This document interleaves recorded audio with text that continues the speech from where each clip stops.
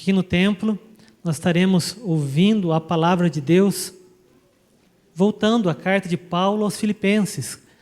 Começamos o culto com esta carta, essa epístola, e eu gostaria de continuar com ela nesse momento. Filipenses, capítulo de número 1.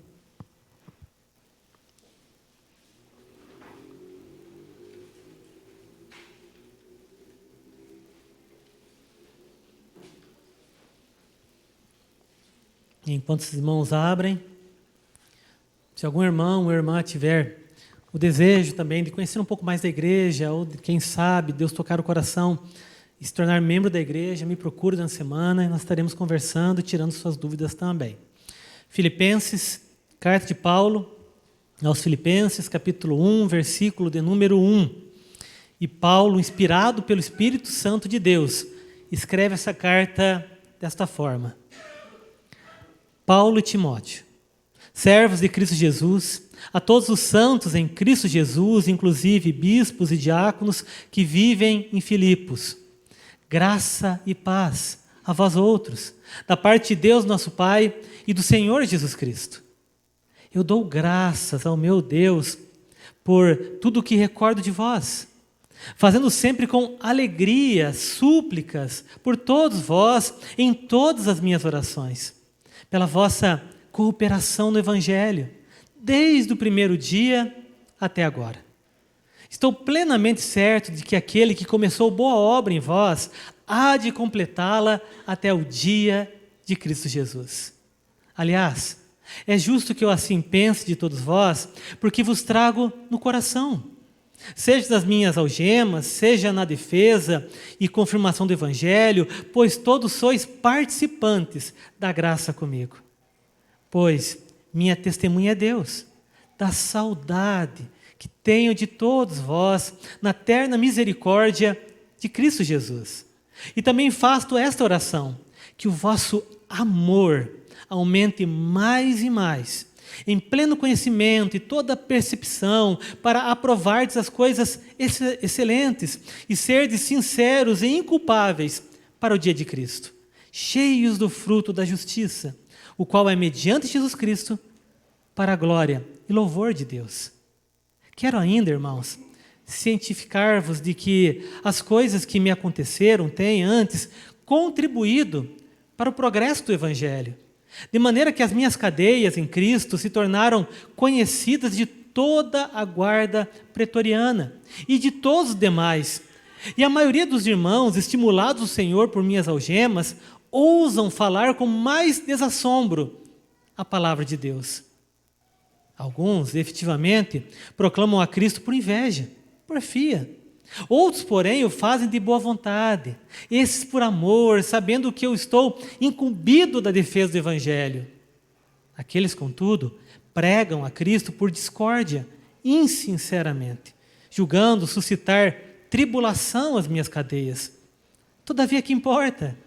Uma vez que Cristo, de qualquer modo, está sendo pregado, quer por pretexto, quer por verdade, também com isto me regozijo. Sim, sempre me regozijarei, porque estou certo de que isto mesmo, pela vossa súplica e pela provisão do Espírito de Jesus Cristo, me redundará em libertação, segundo a minha ardente expectativa e esperança de que em nada serei envergonhado. Antes, com toda ousadia, como sempre, também agora será Cristo engrandecido no meu corpo, quer pela vida, quer pela morte. Porquanto para mim o viver é Cristo e o morrer é lucro.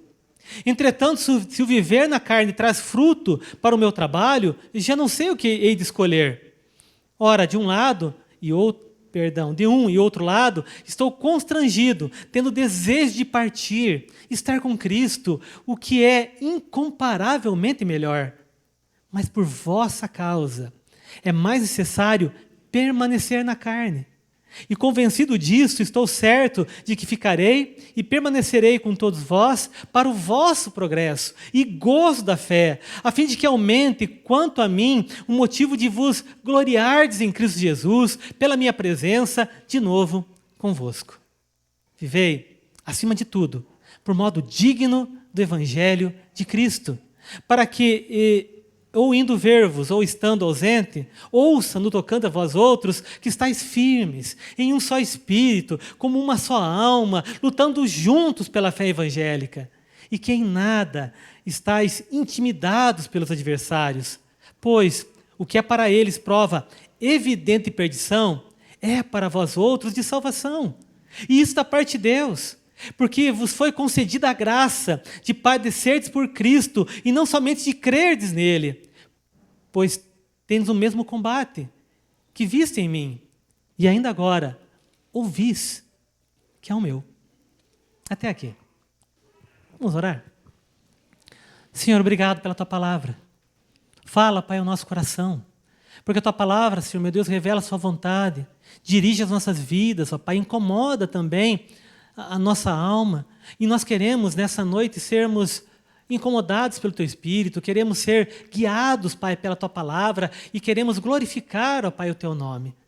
Então fala conosco. Fala com as crianças, ó Pai, dos Smart Kids, de maneira muito especial. A cada coraçãozinho, usa os professores e professoras, e também a Tua igreja, Pai, onde estiver reunida, que o Senhor esteja falando por meio da Tua palavra e por louvor da Tua glória. Por favor, ó Pai, pedimos a ação do Senhor, Pai, por meio do Teu Espírito nesta noite. Fala conosco, por favor, ó Pai, em o nome de Jesus. Amém e amém. Com certeza, com toda certeza, meus irmãos, todos nós, sem exceção, todos estamos aqui nessa noite, todos nós precisamos de uma boa notícia. Eu tenho certeza que você precisa de uma boa notícia. Assim como eu. Assim como as pessoas que eu amo. Assim como a nossa igreja. Todos, e até pessoas fora da igreja. Todos nós precisamos de palavras de alegria, de esperança, de encorajamento, de ânimo. Todos nós queremos uma boa palavra. Todos nós buscamos também boas notícias. O problema é, aonde nós procuramos? Às vezes procuramos boas notícias em livros, ou na internet, ou em vídeos, ou em opiniões que sequer sabemos se são verdadeiras ou não. Aonde você tem procurado essa boa notícia que você almeja, que você deseja? Mais do que isso, que você precisa. Às vezes nós buscamos essa boa notícia em pessoas que vão concordar conosco. Nós gostamos disso, né? A pessoa vai concordar comigo, eu vou sair feliz, né? Mas será que isso me basta? Será que isso supre a minha carência? Será que isso realmente é uma boa notícia? Porque se todos nós precisamos de boas notícias, onde nós encontramos? Eu quero que você imagine comigo essa cena. Independente da situação. Pode ser na tua casa, pode ser no teu trabalho, pode ser aqui na igreja, pode ser na onde mais. Em qualquer lugar. Imagine que alguém chega para você e diz assim, eu tenho uma boa notícia para te dar.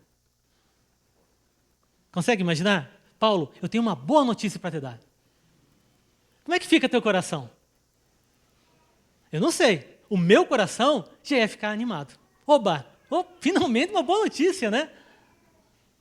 Agora imagine que alguém fala diferente.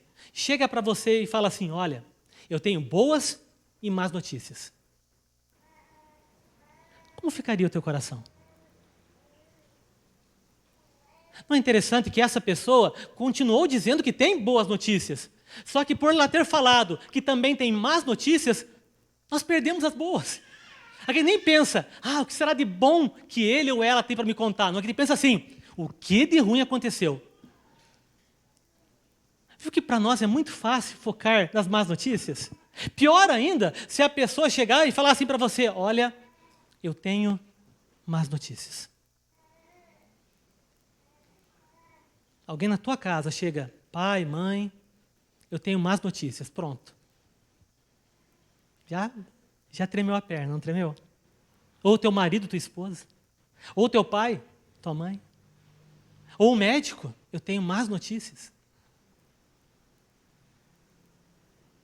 É interessante como o nosso coração reage a essas palavras. Porque, na verdade, meu irmão e minha irmã, por incrível que pareça, nós sim fomos criados para sermos motivados ou desmotivados por palavras. Por isso que Deus, então, inspirou a sua palavra, para nos dar palavras verdadeiras e que motivem o nosso coração, mas também palavras que são boas notícias. Na semana que passou, nós como família tivemos notícias não muito agradáveis, né? Não tão boas. E é claro, meus irmãos, quando você recebe uma notícia não tão agradável, aquilo incomoda o coração. Às vezes até entristece a alma. Não é assim? Eu lembro até, vou tomar essa liberdade, de um dos exames que fomos fazer, e o médico falou assim, olha, calma, eu tenho boas e más notícias. Ah, que raiva do médico, porque ele não falou que só tem boa. Quando ele falou isso, acabou. Eu só quero saber qual que é a pior. Né? Mas sabe, meus irmãos, depois que esses dias foram passando, eu percebi, não por mim, pela ação de Deus, pela leitura da palavra, pelo Espírito Santo que fala o coração, eu percebi que, na verdade, todo dia, nessa semana que nós tivemos algumas más notícias, eu percebi que todo dia Deus nos deu uma boa notícia.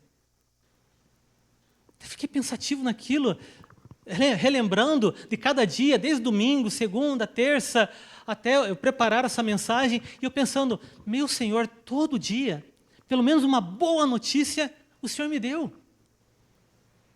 E aí eu percebi, meu irmão e minha irmã, que o nosso Deus é um Deus de boas notícias.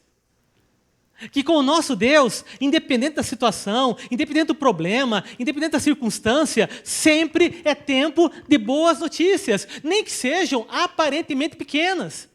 Às vezes nós não percebemos. Às vezes elas são grandiosas, mas nós nos acostumamos. Você consegue imaginar que a gente consegue se acostumar com as coisas grandes de Deus? E não percebemos que vivemos no meio de boas notícias? Como assim, pastor? Vamos pensar na Páscoa, né? Nós celebramos a Páscoa domingo passado.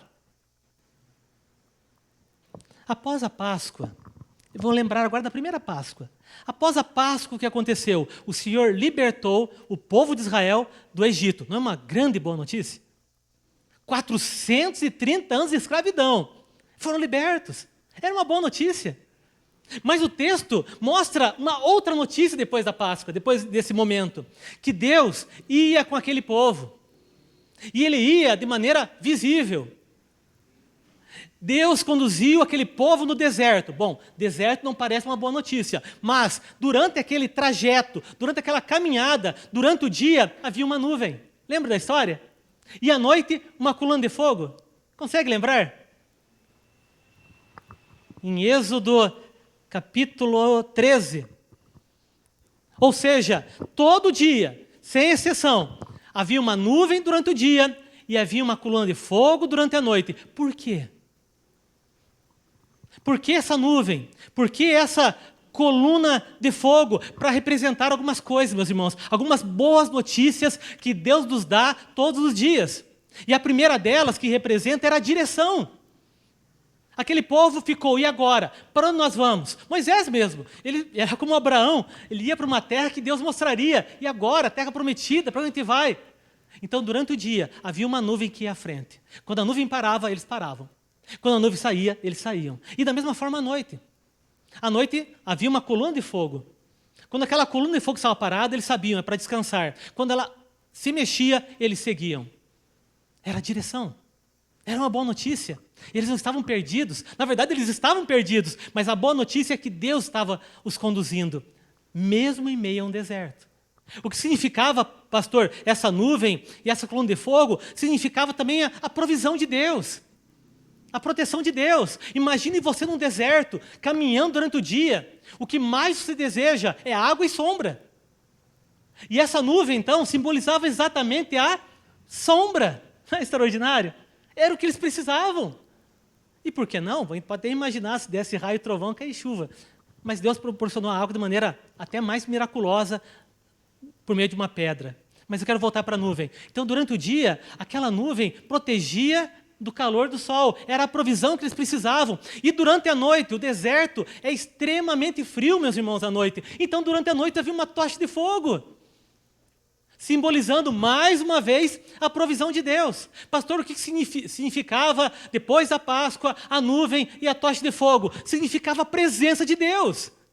Eles sabiam que Deus estava com eles. E isso, meu irmão e minha irmã, era uma boa notícia. Agora, tente imaginar você com esse povo, saindo do Egito, acabou a escravidão, e você olhava aquela nuvem, que parava às vezes e que seguia. À noite, aquela tocha de fogo, que também, da mesma forma, parava, mas às vezes seguia. E você ia seguindo, e você não passava frio à noite, e você não passava um calor escaldante durante o dia. Não é uma boa notícia? Não é ação de Deus, meus irmãos?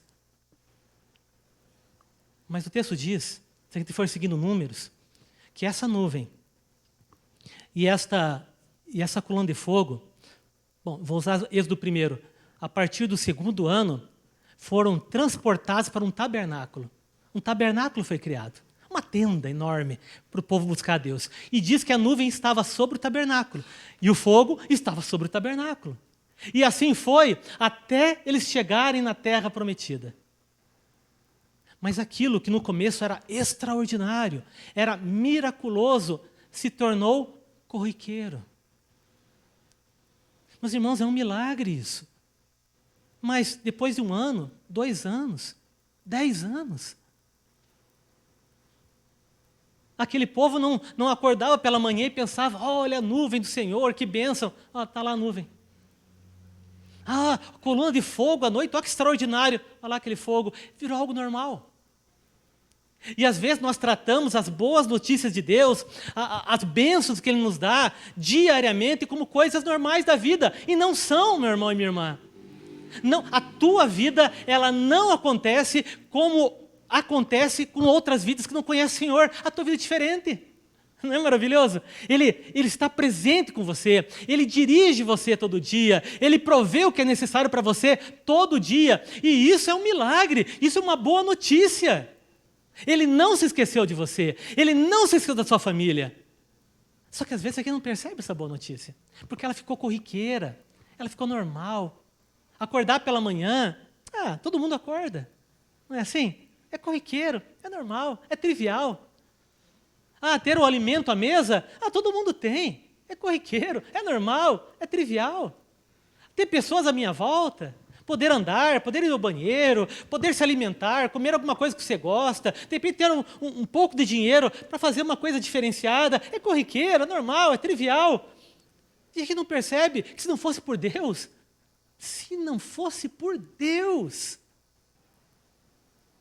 aquele povo se esqueceu disso. O problema é que nós hoje temos esquecido também. E tudo vira corriqueiro, normal e trivial. E as más notícias, elas saltam aos olhos, mas as boas notícias parece que sequer existem. E elas existem. Pastor, vamos falar sério.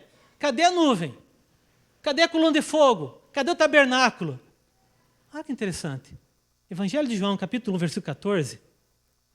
O evangelista João diz que o verbo se fez carne. Que Jesus se fez carne. E Ele habitou entre nós. No grego, meus irmãos, a tradução correta não é habitou. A tradução correta é, Ele se fez carne e tabernaculou entre nós.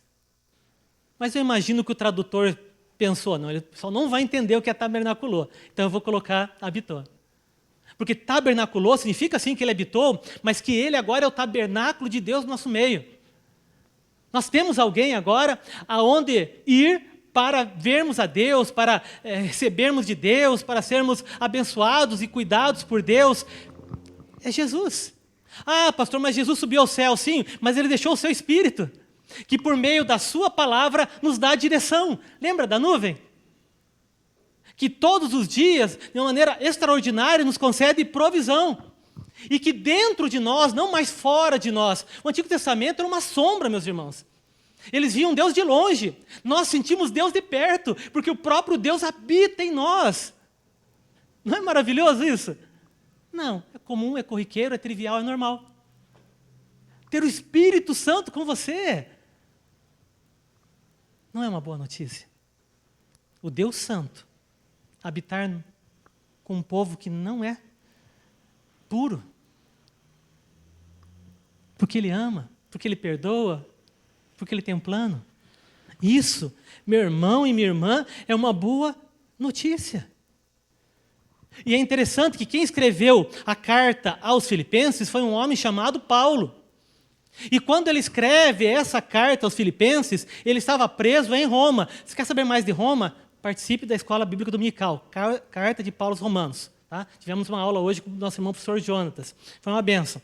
Então, Paulo estava preso em Roma. Ele escreve essa carta aos Filipenses. E essa carta, sabe como é que ela é conhecida? Veja, ele estava preso, injustamente, não cometeu nenhum crime, tá? Paulo não era criminoso, não é isso. Ele só pregava Jesus e foi preso por isso.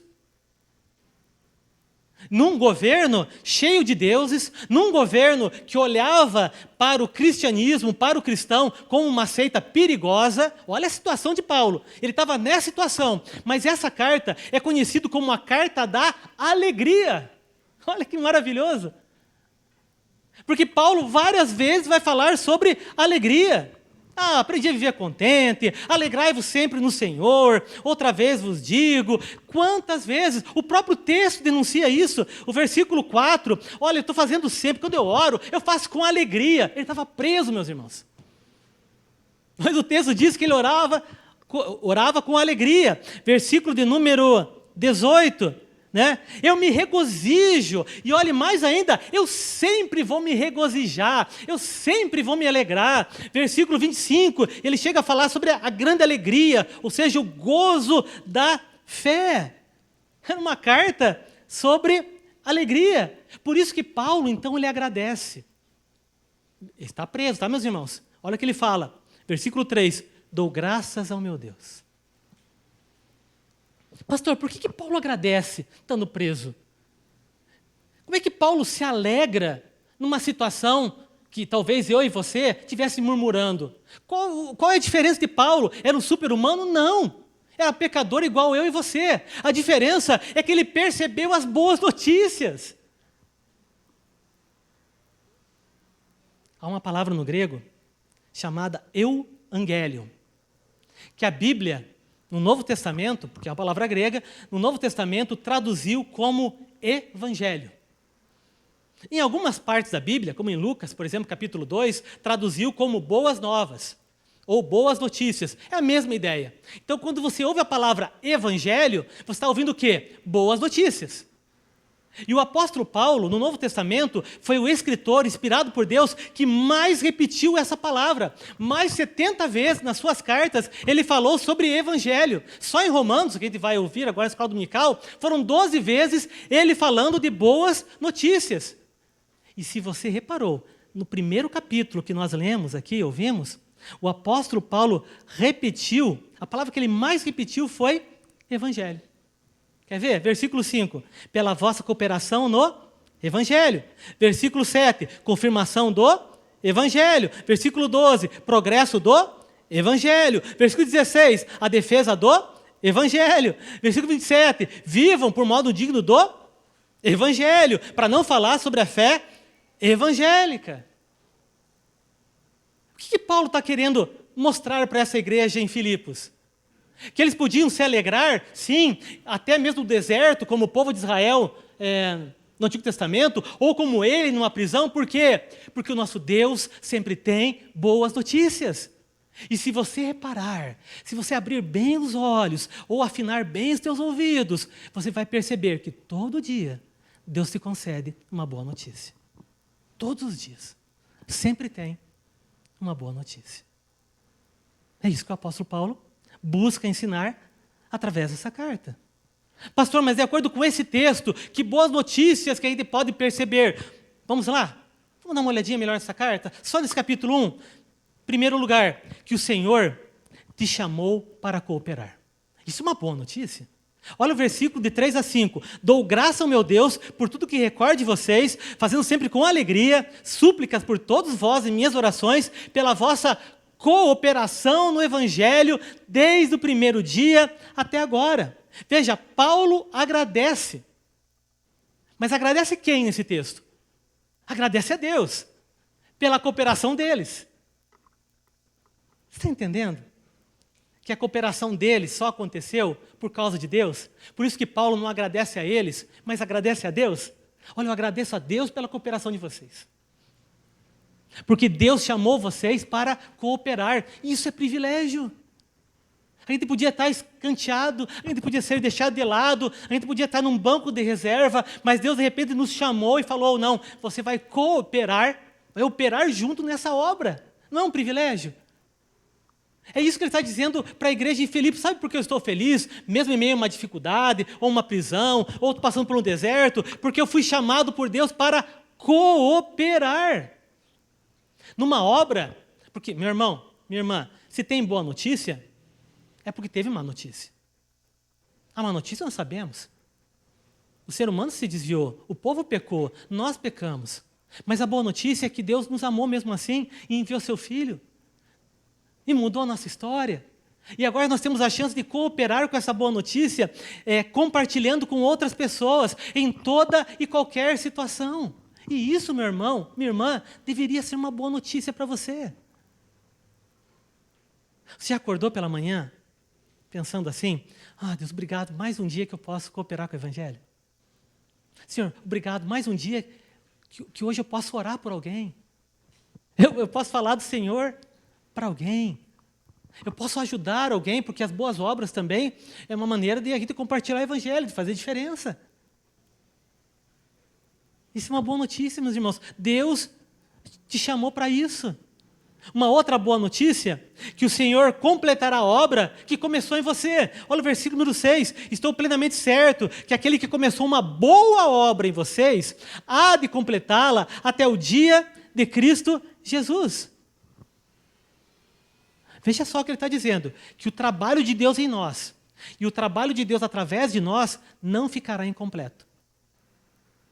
Não é igual aquele trabalho que você começa e não termina, sabe aquele? Você começou e nunca terminou? Lá em casa, ela começou, tua esposa já até desistiu de pedir, você largou mão. Deus não é assim. Ele começa e ele vai até o fim com você. Porque ele chamou. E ele vai completar essa obra. A obra que Deus realiza por nós é a salvação. A obra que Deus realiza em nós é a santificação. E a obra que Deus realiza através de nós é o serviço. Todas essas obras, Ele vai completar quando, pastor? Que dia? Nós não sabemos exatamente o dia, mas nós sabemos que até o dia final, Ele vai completar. Isso é uma boa notícia. Nós não somos obra incompleta, e as nossas obras em Deus não serão incompletas, porque Ele vai completá-la. Uma boa notícia, que o Senhor te incluiu na propagação do Evangelho. O versículo 7 diz isso. Aliás, é justo que assim pense de todos vocês, porque trago no coração, seja nas minhas algemas, seja na defesa e confirmação do Evangelho, porque vocês são participantes da graça comigo. Peraí, pastor, não entendi. Que boa notícia é essa? Que mesmo que tenha um monte de gente trabalhando, Deus te incluiu no meio também. E você vai ganhar a recompensa por eles também. Como assim, pastor? Você não consegue ir para um outro país. Mas tem pessoas nos outros países pregando o Evangelho.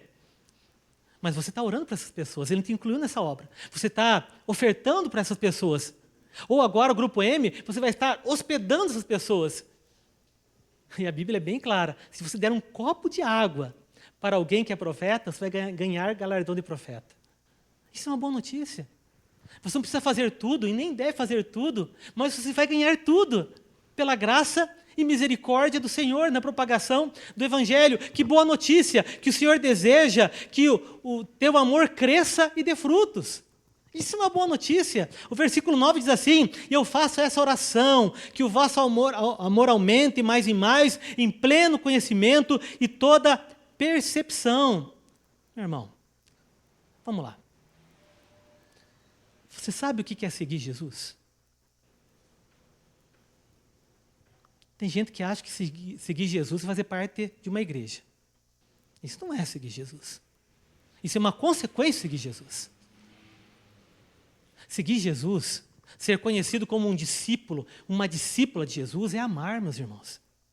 Amar a Deus sobre todas as coisas e amar o próximo como a nós mesmos. Porque se nós não amamos, nós não seremos reconhecidos como discípulos do Senhor. Foi Ele que falou. E mais do que isso, foi Ele que mandou. Por isso, um novo mandamento vos dou. Amem. Amem uns aos outros. E aí a boa notícia é que Deus não quer que a gente apenas ame, mas também que Ele fará com que esse amor cresça. E esse amor crescendo, Ele vai dar frutos. Essa é a vontade de Deus. Agora, se eu não amo, algo está errado. O apóstolo Paulo se alegrava, pastor, mas estava preso, mas é que ele se alegrava por causa dos outros também, meus irmãos. Ele via as outras pessoas crescendo, ele ouvia as boas notícias, olha, surgiu mais uma igreja, ó, tal pessoa se converteu, ó lá, aquele lá virou bispo, a palavra bispo aqui, episcopos, do grego, que é a mesma ideia de supervisor, ou seja, era o presbítero, o outro lá virou diácono, ele se alegrava. Ó, as irmãs lá estavam brigando, estão se dando bem, ele se alegrava. É porque é amor, meus irmãos, o amor não se alegra consigo mesmo, o amor se alegra quando os outros estão bem.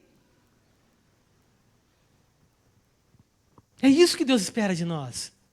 E é uma boa notícia.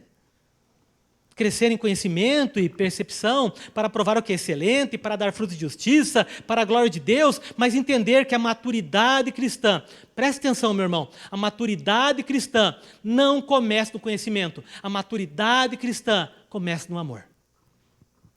Porque conhecimento sem amor só incha, é soberba, é arrogância. 1 Coríntios capítulo 8, versículo 1.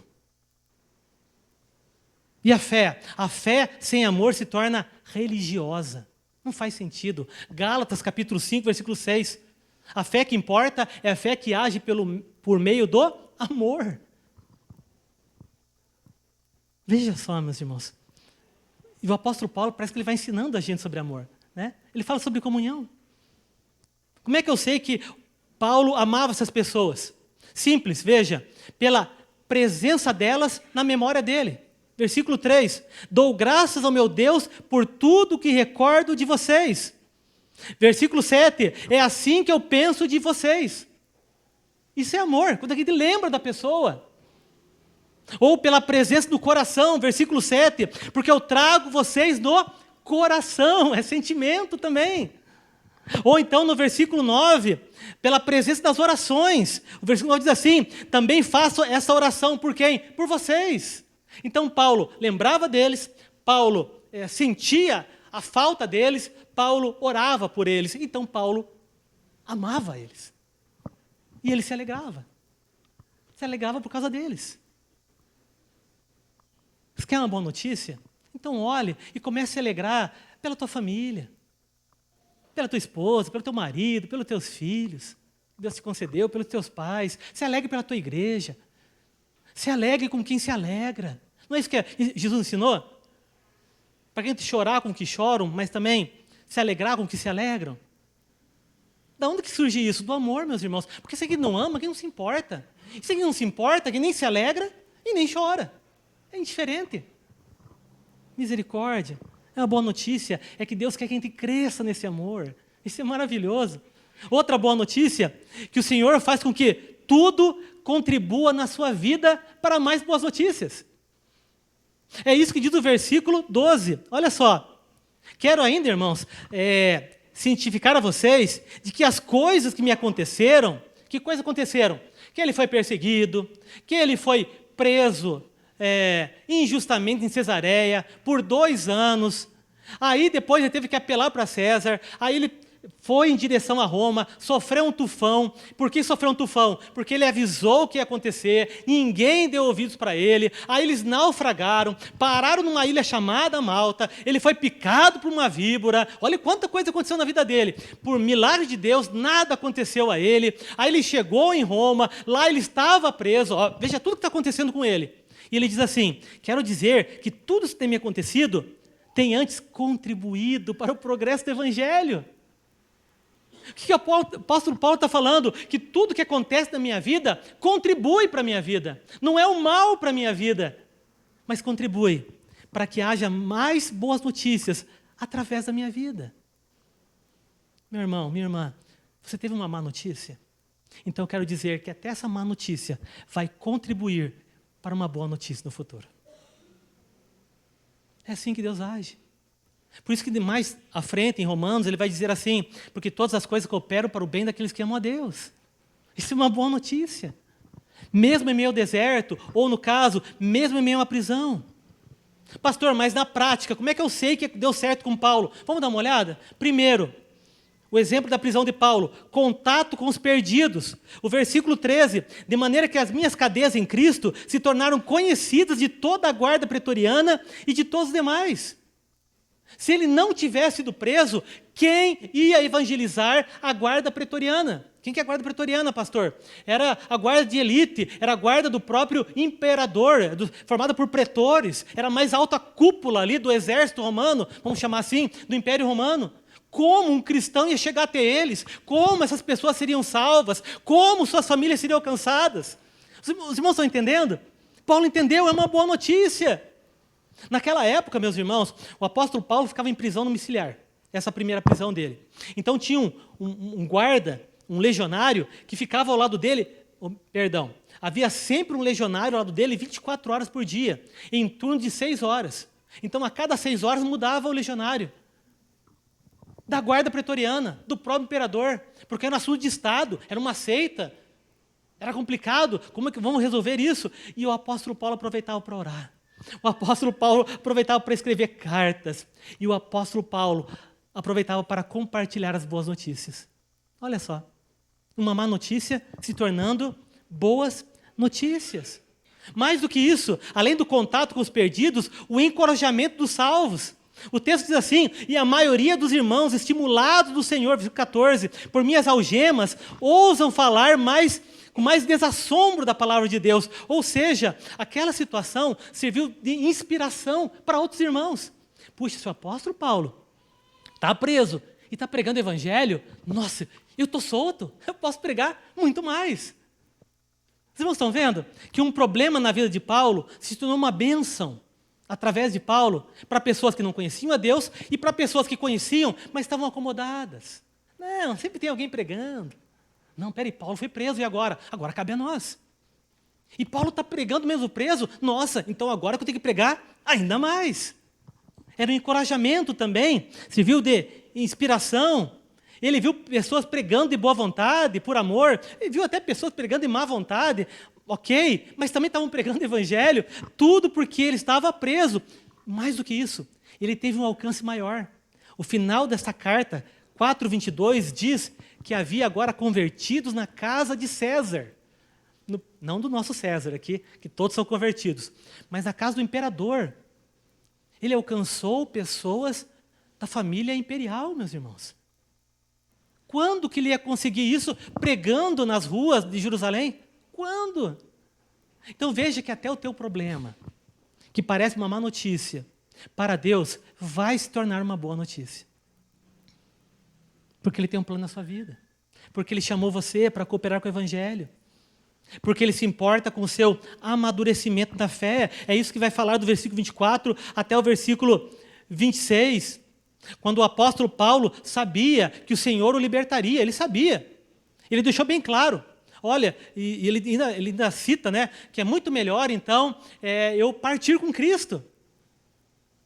Se ele liberta a cadeia, ele estaria com o Senhor. Por isso que ele fala nessa linguagem, mas diz assim, bom, mas por causa da igreja, por causa de vocês, Deus quer que eu fique aqui. Por quê?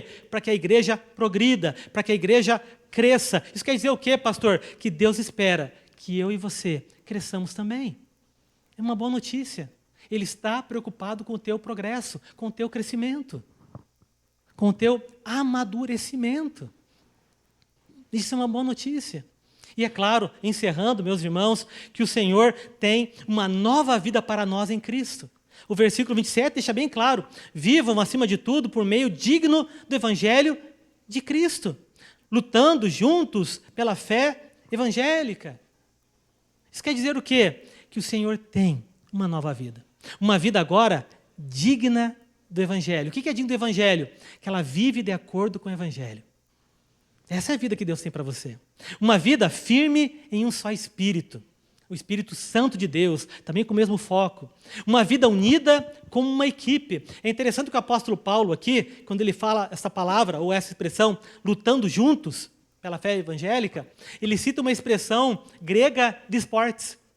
Por isso que eu gosto de Paulo, também gosto de esportes. Eu penso, Paulo gostava de uma Olimpíada naquela época. Porque ele usou exatamente a frase usada em uma Olimpíada, quando uma equipe lutava junto. Ou seja, lutar junto como equipe pela fé evangélica.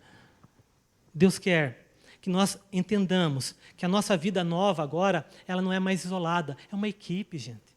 Eu preciso de você, você precisa de mim, e como diz a canção, nós precisamos de Cristo, até o fim. É assim. Isso é uma boa notícia, porque às vezes a gente quer fazer tudo sozinho que não vai conseguir. Um depende do outro. Um é ajudado pelo outro, um coopera com o outro.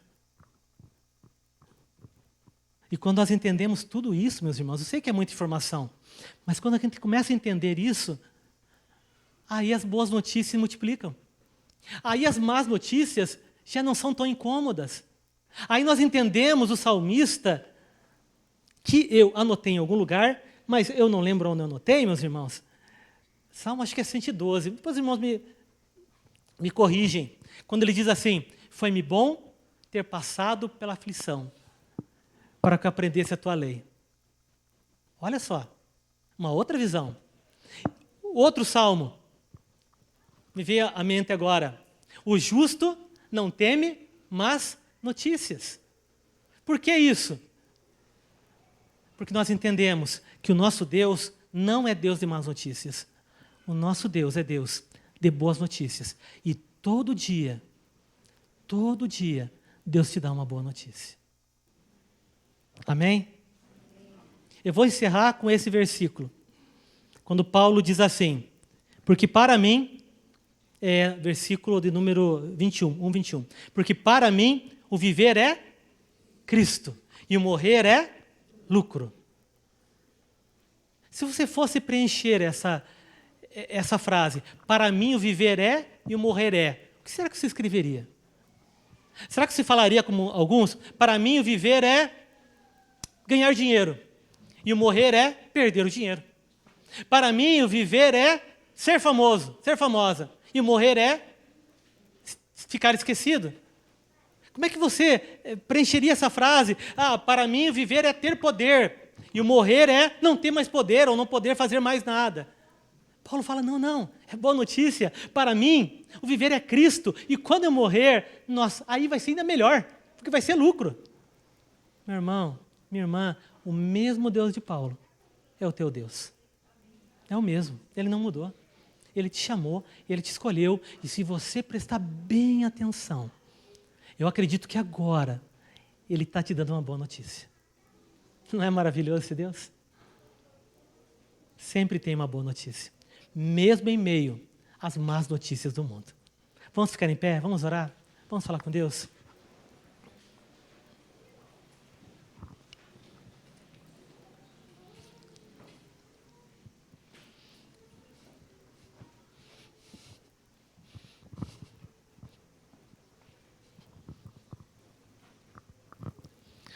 Senhor, obrigado, Pai querido. Obrigado porque o Senhor é um Deus de boas notícias.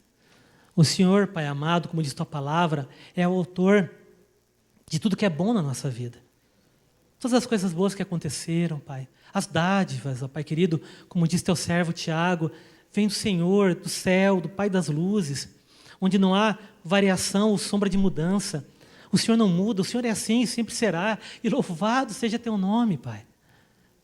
Por isso, nessa noite, queremos pedir que o Senhor abra os nossos olhos, que o Senhor tenha misericórdia no nosso coração e que possamos perceber, ó Pai amado, que mais uma vez o Senhor nos deu boas notícias. E amanhã, Pai, nos dará mais. A Tua misericórdia vai se renovar, ó Pai, de acordo com a Tua vontade. As boas obras, o Senhor já preparou de antemão, Pai, nós iremos fazê-las, não por nós, mas pelo Teu Espírito Santo. Pai, é tanta boa notícia. O Senhor se preocupa com o nosso progresso, com o nosso crescimento, com o nosso desenvolvimento em amor, ó Pai. E por isso pedimos nesta noite, Senhor, tenha misericórdia de nós, então. Perdoa, Pai, os nossos pecados e nos ajuda a perceber o quanto nós somos amados. E o quanto nós podemos amar, ó Pai, fazer diferença pelo louvor da Tua glória, alcançar vidas através de nossas orações, ou das nossas ações, ou se for da Tua vontade, até das nossas palavras, ó Pai. Faz isso. Em casa, na família, Pai, na igreja, como uma equipe unida e nesse mundo que carece da Tua graça. Obrigado, Pai, por essa boa notícia que o Senhor nos escolheu. Nós te agradecemos. No nome poderoso de Jesus. Amém. E amém. E agora, amados irmãos, que a graça maravilhosa do nosso Senhor e Salvador, Jesus o Cristo, que a paz e o amor de Deus, o nosso Pai eterno, e o poder, o consolo e também os dons do Espírito Santo de Deus estejam sobre a tua vida, sobre a sua família, sobre a nossa igreja e sobre toda a igreja do Senhor em toda a face da terra, até a volta daquele que nos amou, que nos ama e que sempre nos amará, até a volta de Jesus.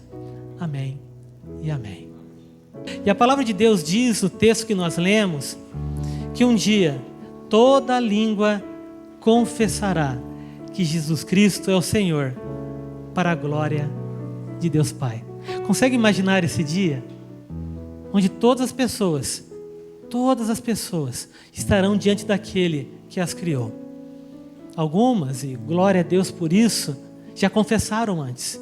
Outras, infelizmente, só descobrirão nesse momento. Mas nós temos o privilégio, como igreja, de confessar o Senhor, de professar o nome do Senhor, de declarar que sim, nós cremos nesse Senhor. A carta de Paulo aos Romanos, que estamos estudando pela manhã, no capítulo número 10, no versículo 9, diz assim: se com a tua boca confessares Jesus como Senhor, e em teu coração creres que Deus o ressuscitou dentre os mortos, você será salvo. Porque com o coração se crê para a justiça, e com a boca se confessa a respeito da salvação. Eu não sei se você já confessou o Senhor. Eu não sei se você já tem testemunhado do Senhor na sua vida. Mas sei que esta noite é noite de confissão, é noite de testemunho, é noite de profissão de fé. Então eu gostaria de chamar aqui à frente o casal Rodrigo e Ana, Luísa, para esse momento tão importante.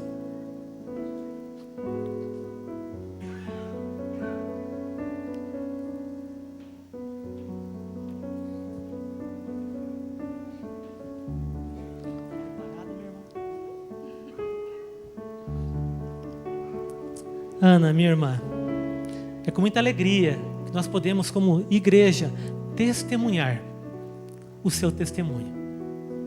Mas para isso algumas perguntas são importantes. Posso fazê-las?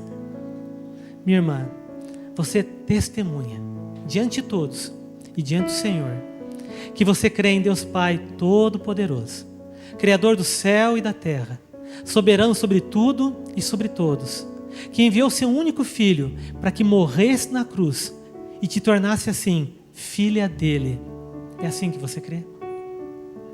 Você testemunha que crê em Jesus Cristo, o único Filho do nosso Deus e Pai, mas também o nosso Senhor e Salvador, Rei dos Reis, cujo reino jamais terá fim, que foi concebido pelo Espírito Santo, nasceu de uma virgem chamada Maria, padeceu sob o governo de Pôncio Pilatos, foi crucificado, morto, sepultado, desceu ao Hades, mas ressuscitou no terceiro dia, subiu ao céu e está sentado à direita de Deus Pai Todo-Poderoso, de onde virá um dia para julgar os vivos e os mortos. É assim que você crê em Jesus? Você testemunha que crê no Espírito Santo, o Deus Consolador, outorgado para te capacitar a uma nova vida, a uma vida de santidade, de testemunho, e que também é a garantia infalível da sua salvação. É assim que você crê no Espírito Santo? E você testemunha que crê em uma única igreja universal, em uma única unidade, a comunhão dos santos, em uma única fé em Cristo Jesus, nosso único Senhor, que pela sua graça nos garante o perdão dos pecados, a ressurreição do corpo e também a vida eterna. É assim que você crê? Então, diante disso, você testemunha e também promete que agora, professando a sua fé e como membro dessa igreja, ser fiel a Deus e honrar as autoridades desta igreja enquanto elas forem fiéis às Sagradas Escrituras. Você promete? Amém. Então quero convidar a igreja a ficar em pé nesse momento e vamos orar. Vamos agradecer a Deus. Senhor, obrigado, Pai amado, pela vida da tua filha. Obrigado, Pai amado, porque a promessa que foi dada, ela foi cumprida. O ato, Pai, do batismo, Pai querido, agora foi confirmado, porque o Senhor a separou. Nós cremos nisso, antes da fundação do mundo. E o Senhor tem um plano grandioso para a sua vida. E pedimos então, Pai amado, que ela seja usada e ousada na tua igreja e na sociedade. E que na nossa igreja, Pai amado, ela seja abençoada e abençoadora por louvor da tua glória. Guarda, Pai, protege, e que o testemunho vivo não seja apenas de uma noite, mas durante toda a sua vida. E que o Senhor confirme, Pai amado, esse testemunho com cuidado, com proteção, com sinais e milagres, por louvor da tua glória. Nós, como igreja, pedimos a tua bênção, em nome de Jesus. Amém. Amém. Eu vou pedir para vocês ficarem aqui um pouquinho. Também quero chamar aqui à frente mais alguns irmãos para este momento. Você está presente, nosso irmão Jacó. Icli, por favor.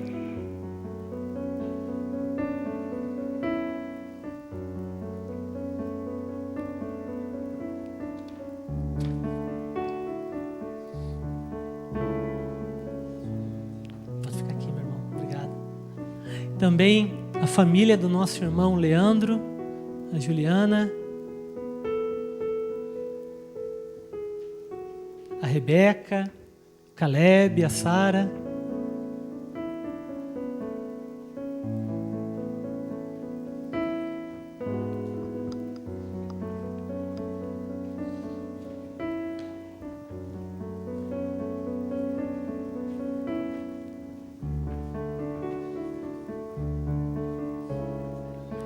Para nós hoje é uma noite muito festiva, porque é noite de recepção de irmãos que tomaram uma decisão de fazer parte da nossa comunidade, fazer parte da nossa igreja, seja por transferência ou por jurisdição. Estamos recebendo pessoas muito especiais. A vida do Rodrigo, com a Ana, a vida do nosso irmão Jacó, e é claro, a família tão querida, né, do nosso irmão Leandro, da Juliana, com a Rebeca, com o Caleb e também com a Sara. Mas esse momento é tão importante que ele requer um compromisso. E esse compromisso é baseado em perguntas a serem respondidas. Posso fazê-las? Então, meus irmãos, vocês creem na palavra de Deus, Antigo e Novo Testamento, como única e exclusiva regra infalível de fé e prática, como ensinada em nossa igreja. É assim que vocês creem? Sim. Vocês entendem que esta igreja, a Igreja Presbiteriana Hebron, é uma igreja de Jesus, formada por pessoas imperfeitas, porém salvas pelo sangue do Cordeiro e que buscam obedecer a Deus. É assim que vocês entendem a nossa igreja, sim? Vocês então desejam fazer parte integrante desta comunidade de irmãos, em amor e comunhão com os irmãos e como membros atuantes do corpo de Cristo, visando principalmente o crescimento do reino de Deus na terra. É assim que vocês desejam? Então vocês prometem, como membros dessa igreja, serem fiéis a Deus e honrarem as autoridades dessa igreja, enquanto elas também forem fiéis às Sagradas Escrituras. Vocês prometem? Amém. Então vamos orar, igreja. Senhor, obrigado, Pai querido. Nós queremos te louvar pela vida do Rodrigo e da Ana, pela decisão tomada, Pai amado, e agora por essa nova etapa de vida. E pedimos ao Pai querido que eles sejam, como mesmo testemunharam, membros atuantes no Teu reino, por louvor da Tua glória. Os abençoa, Pai. Também realiza sonhos durante esse período, Pai querido.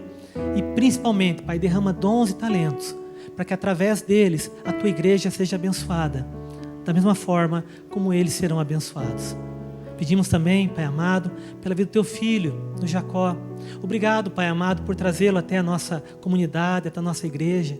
Obrigado, Pai amado, pela vida, pelo coração, Pai amado, que o Senhor concedeu a ele. E pedimos, Pai querido, que da mesma forma ele possa crescer cada vez mais no meio da tua casa, te fazer conhecido como já tem feito e ainda te conhecendo muito mais pelo louvor da tua glória. Abençoa também, Pai, seus planos futuros, a família que logo mais estará se formando, uma nova família na sua vida. O guarda, Pai, o protege e obrigado pela sua vida, Pai, em nome de Jesus. E também como igreja, Pai, te louvamos por essa família tão querida. Pai amado, família que o Senhor trouxe até nós, Pai amado, para nos abençoar, mas que pedimos também que como igreja seja uma família abençoada nas tuas mãos.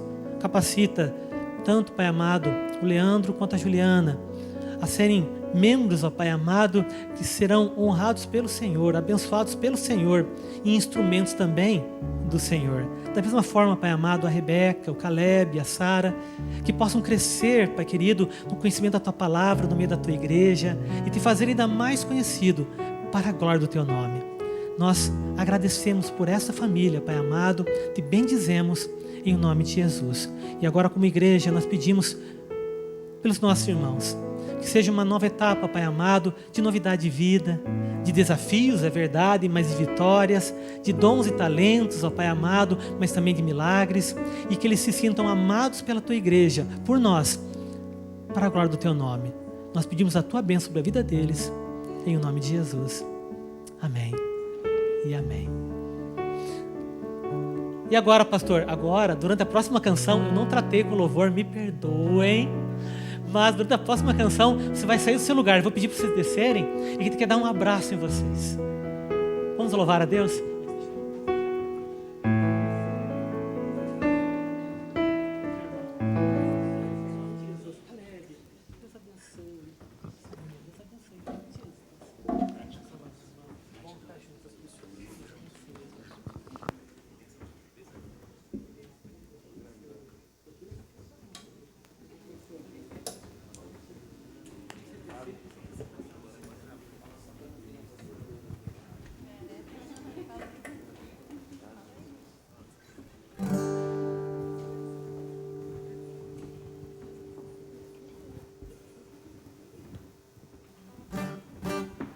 Boa noite, queridos. Graça e paz, amados. Amém? Então já sabem, né? Tem uma missão ali, ó, casal querido, Jacó, para que nós possamos abraçar o Leandro. Eu vou pedir para os irmãos abraçarem depois do culto, tá bom? Que ele precisa dele tocando o teclado ali, tá? Nós vamos louvar ao Senhor com alegria, com júbilo nos lábios. Que momento precioso, né? Momento de celebrar ao nosso Senhor, momento de dar glórias, adorá-lo ao nosso Deus. Amém? Eu quero te convidar então a cantar de todo o nosso coração e aquecer a sua voz aí para esse momento de louvor. Eu sempre quis falar isso, né? Dá um sol aí para mim, maestro. Vamos cantar assim, ó. Cante conosco, ó. Glória, glória, aleluia. Bem forte, vai. Glória, glória, aleluia. A igreja do Senhor diz: glória, glória, aleluia. Vencendo vem Jesus, oh aleluia. Quando a alma sequiosa chega nosso Salvador, eis que logo reconhece ser Jesus o seu Senhor. Mas se o eu quer levantar-se e mostrar algum valor, vencendo vem Jesus. Dê glórias ao Senhor e diga: glória, glória, aleluia. Glória, glória, aleluia, aleluia. Glória, glória, aleluia. Vencendo vem Jesus. Neste mundo havemos crentes de ter sempre algum pesar, mesmo lutas de sabores, nossa fazem perturbar. Mas se o mal nos ameaça,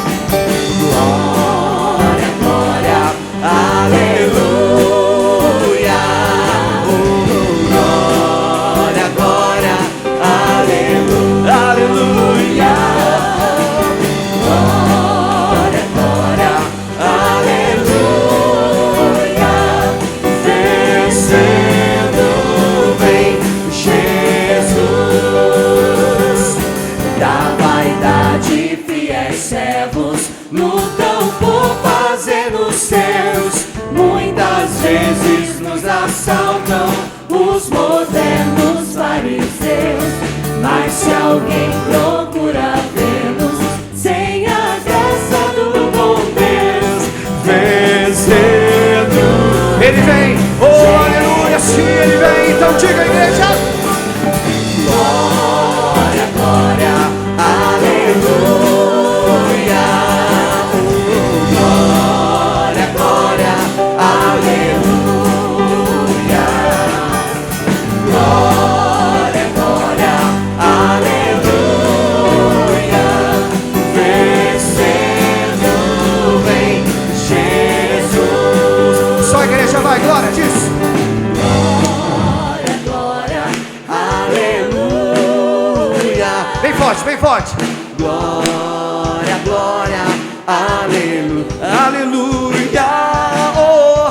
Glória, glória, aleluia.